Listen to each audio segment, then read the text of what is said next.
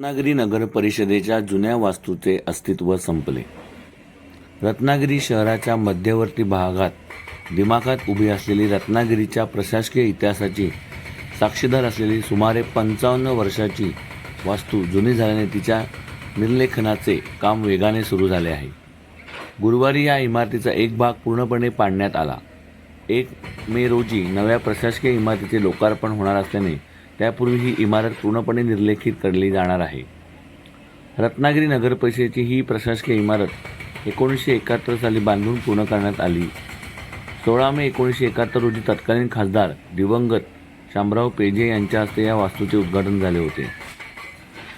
तेव्हापासून या नगर परिषदेचा कारभार अनेक नगराध्यक्ष आणि नगरसेवकांनी हाकला आहे.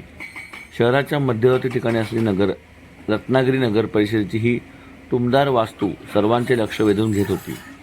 मात्र या इमारतीला 55 वर्ष झाल्याने ती जीर्ण झाली होती. ठिकठिकाणी या इमारतीच्या बांधकामाचे भाग ढासळू लागले होते.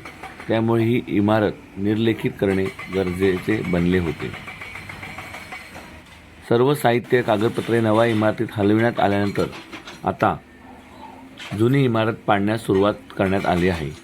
कोकण न्यूज एक्सप्रेससाठी तन्मय दाते, रत्नागिरी.